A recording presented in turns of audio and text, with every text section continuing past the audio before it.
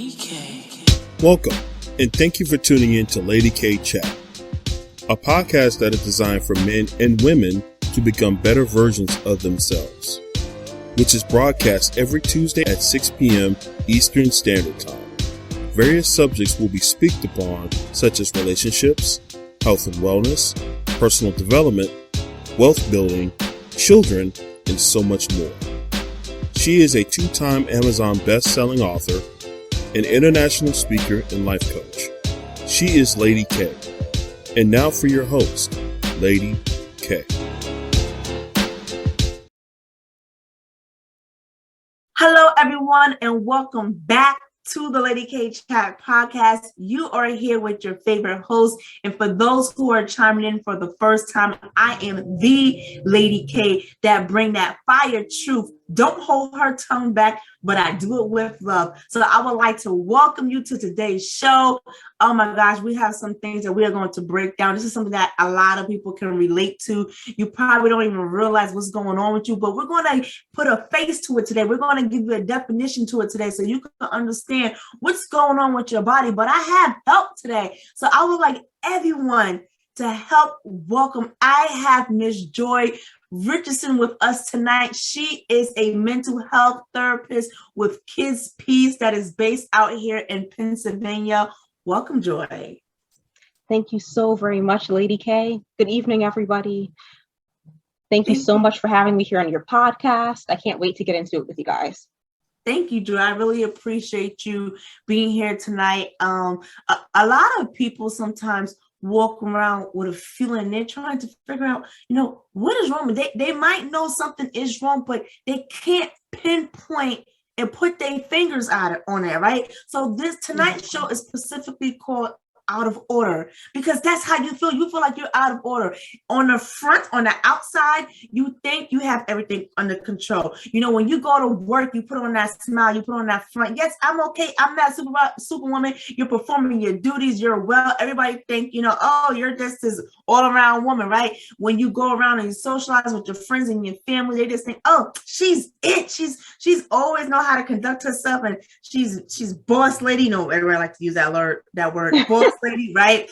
But then when you go home, you can't put on that mask for too long, because then you might have family there, and your family might see something is a little off, but you're not expressing everything, but instead you're lashing out. So sometimes people in your household, they're a little bit confused, but we all know that's not the real reason why you're pissed. The real reason why you're pissed is because you're self-sabotaging yourself. You're walking around like everything is okay when it's not okay. So today we're just going to identify some things like, could you say, Kalina, what's self-sabotage? You may not know what it is, or you may know, but you may not realize that you're doing it. So Joy and I today, we're actually going to break it down what it looks like so you can have a clear understanding and a clear picture of what self-sabotaging really means. So let's talk about it. So one example that I'm going to provide, I'm going to let Joy provide after this, but one I'm going to provide,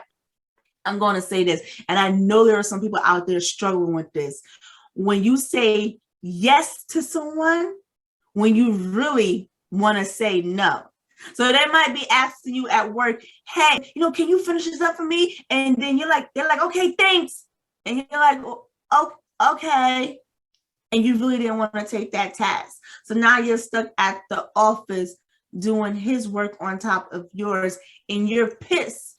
And you're really pissed at yourself because you wish you would have said, I wish I would have said no. And sometimes I don't know what it is. Sometimes we get anxiety when we have to tell people no. It feels so uncomfortable.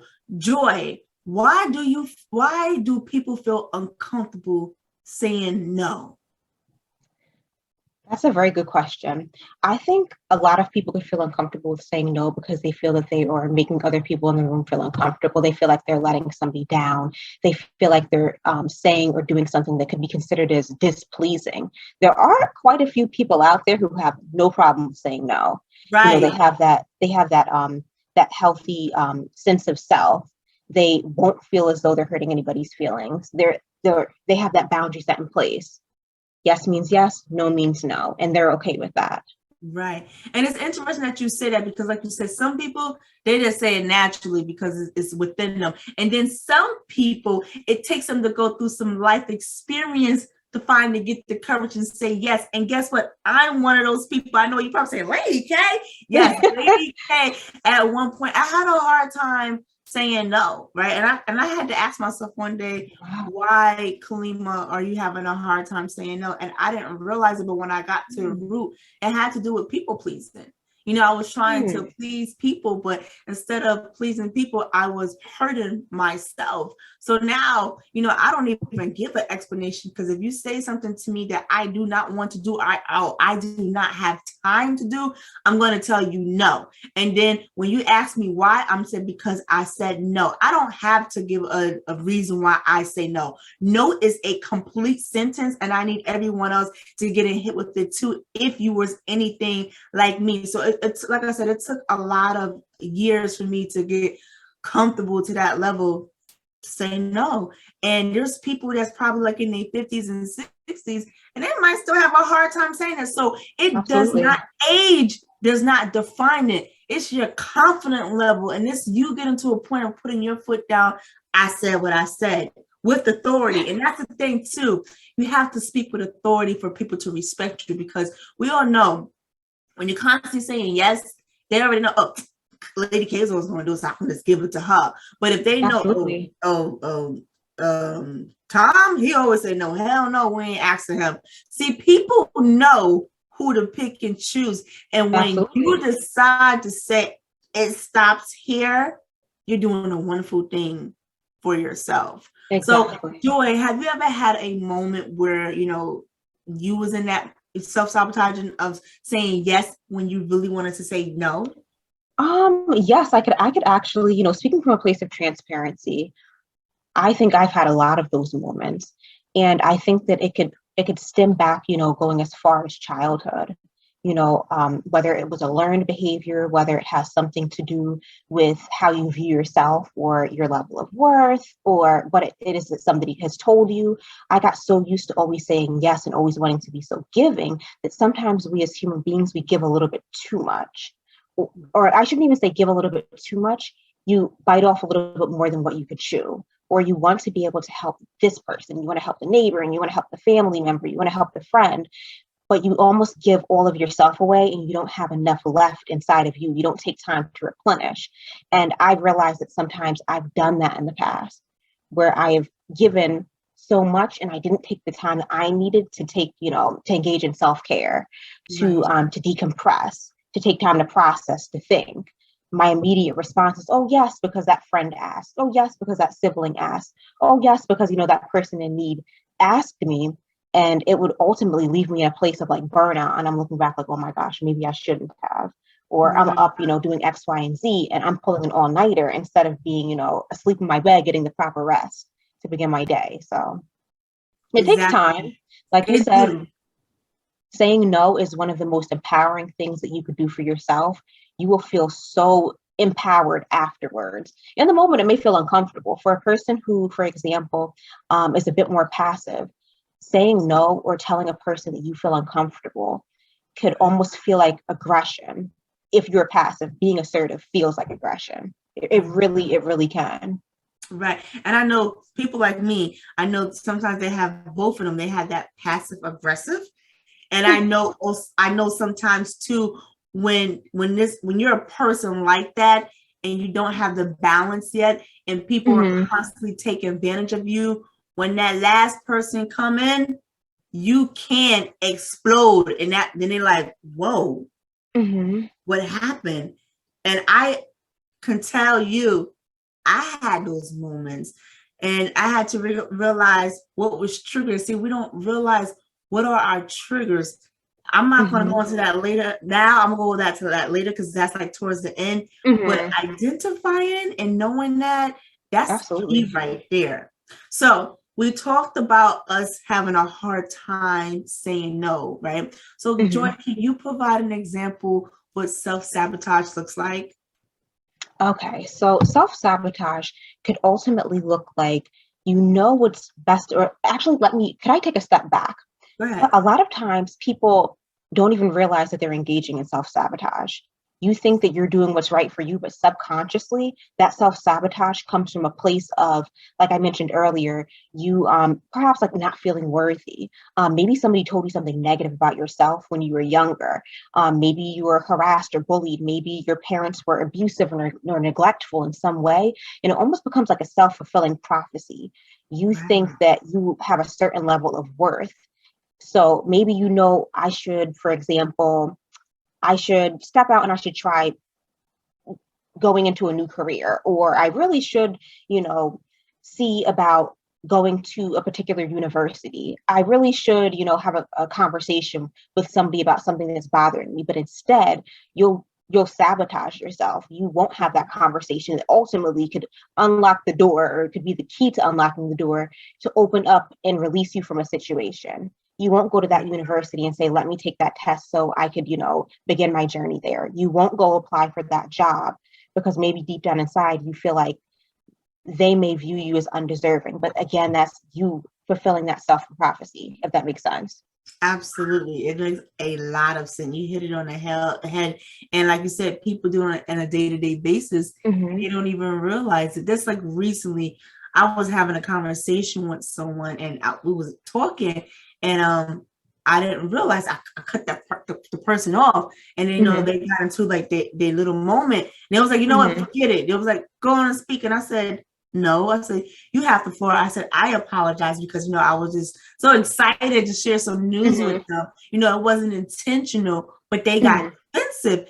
And for that person, it triggered them. It made them remember some things that people have done to him. And now he's taking it out on me. And it's like, well, I didn't mean that. He was like, well, when people do this to me, this is how I process it. I said, but that's not my intention. That's not how I thought. So it's funny that you said that. So I said, go ahead and speak. And he was like, no. And I said, you see, I said, you know what you just did right there? I said, you self-sabotage yourself. I said, you want to say something, but now you're holding your tongue. And I said, don't be coming at me, being mad at me when I gave you the floor and the opportunity to speak and you don't want to speak. And when I said that to him, I think it dawned on him like, damn, I'm self-sabotaging myself. He didn't even recognize he was doing that to himself. And I had to tell him.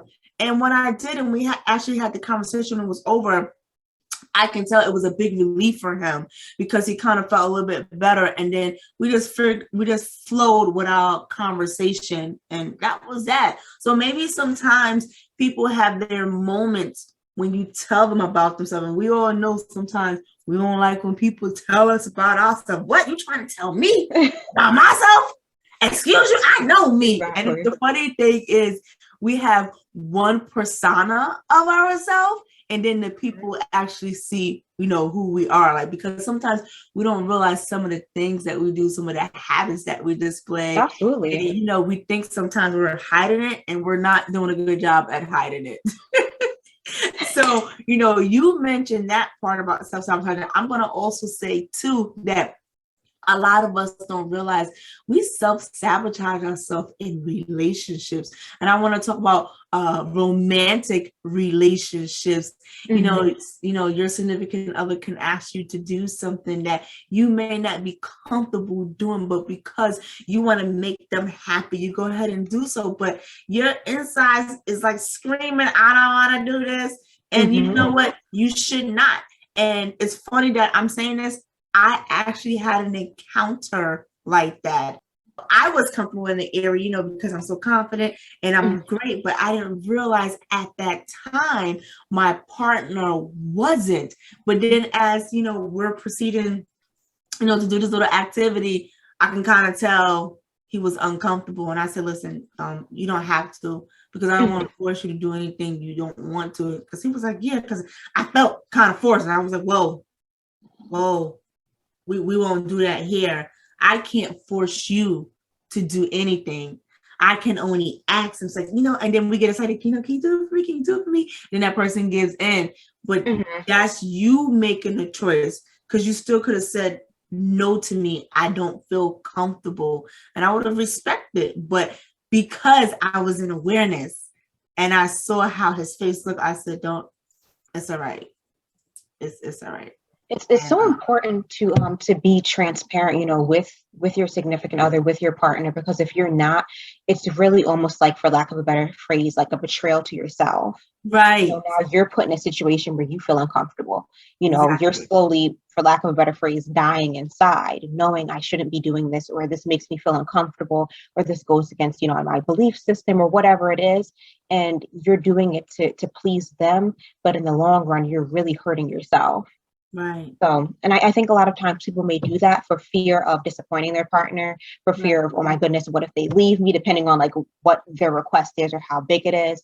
But again, it's like knowing your self-worth and feeling comfortable standing in your truth is going to be what helps you to be able to say yes or to say no, and to feel comfortable in the end. Absolutely. And then also, I want to piggyback in saying this too. Sometimes when we are picking our spouses or a significant other, we have to be in mind what we want and what it looks like for us, because it may not look like that for somebody else. So you have to be comfortable saying, hey, you know what? I like this person, but I realize they're not ready for some things I'm ready for, because again, I'm going into stories. I was with someone. They're wonderful. They're great. But then I realized I was holding back a piece of me because I was ready for my next level and they wasn't quite there yet. And I identified that. And I said to myself, it's okay. I said, what I will be hurting you if I dragged you along. But if I release you, I feel better about myself, and because you don't deserve that. That's what a mature person would do, because there are a lot of immature people and selfish people. They would just drag you along, knowing how they feeling, won't tell you. But here's the thing, right? And I think it has to do with a taught behavior. We was taught, you don't want to, like you said, you don't want to hurt your spouse's feelings. And we was taught, men, I have to say this, I don't mean to throw no shade, but we was taught, don't ever tell a woman the truth, because if you tell her the truth, she will leave. First of all, you don't even realize that's a selfish act. When you say, don't tell her the truth, that is very selfish. No, tell her the truth. Let her make a decision. And that's the thing there too. It has everything to do with control and power. When you don't tell people what you're feeling, and you're feeling that type of way, and you just drag them along, you don't give them the benefit to make a decision because you want to control the situation. And that's so good. That's so good. I was literally going to pull from that, saying that you take away their right to make an informed decision. Right. Like they're in the dark about how you feel. Right.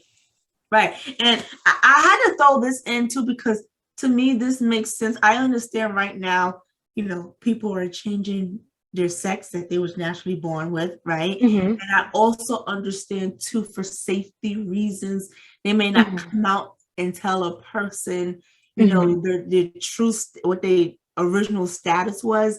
And, I get all those dynamics, but I feel it is very selfish for you to make this change, because you want to make this change for yourself, but you do not inform your partner. So I remember this, I want to share this story that I was reading, and it was about a couple, and the guy said, hey, me and my wife has been married for 2 years, and I don't understand why she can't get pregnant. We have been going to fertility clinics, and no one can give us answers.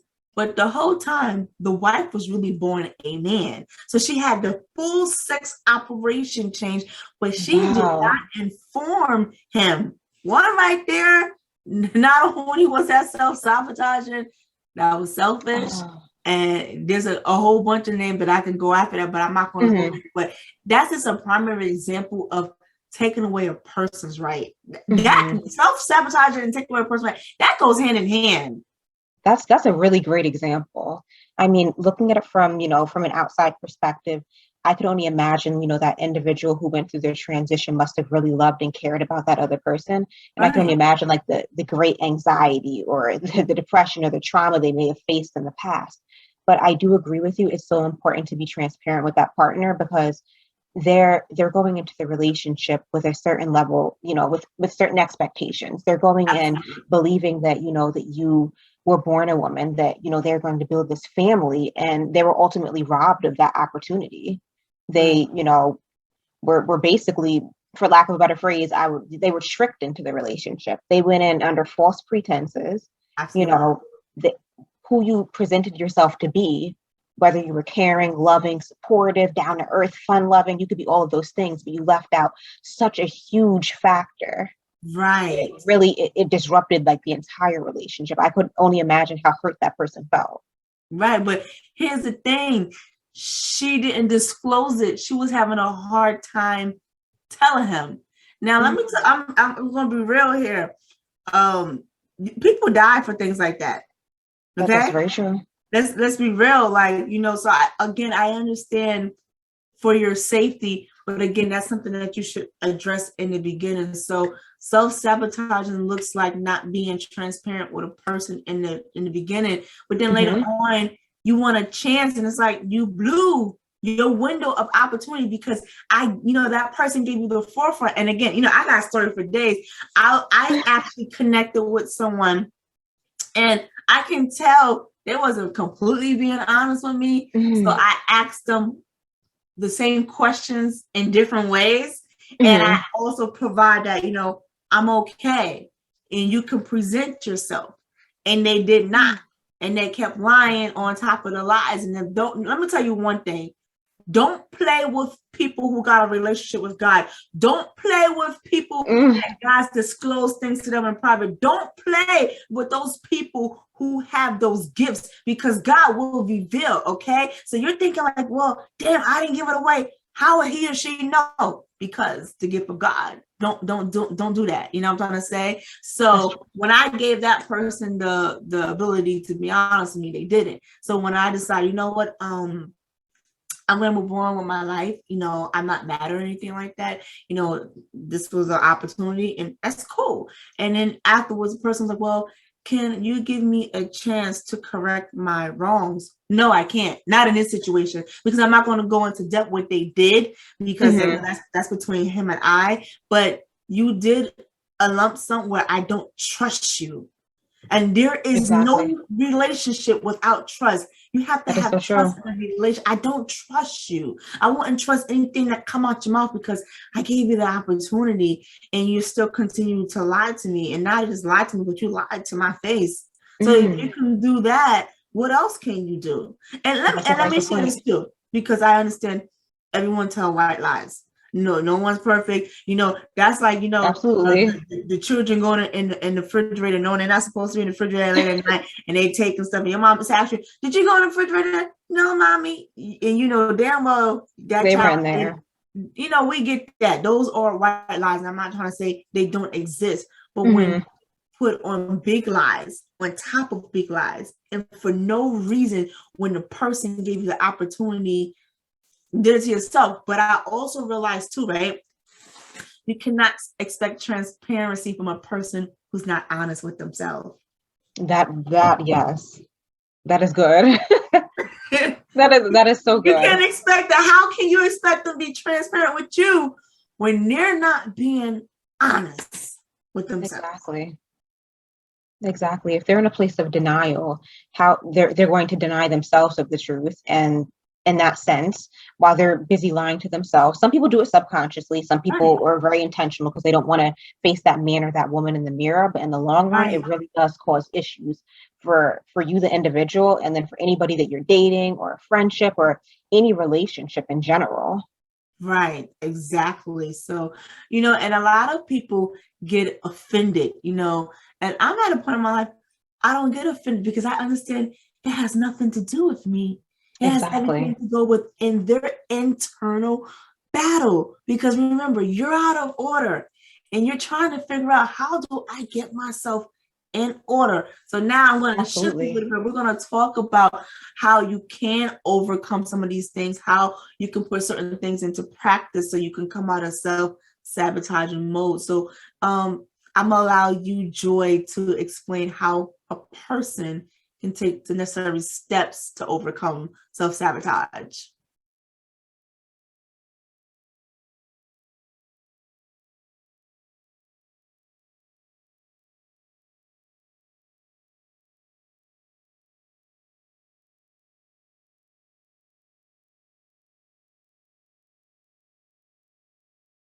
Lady K.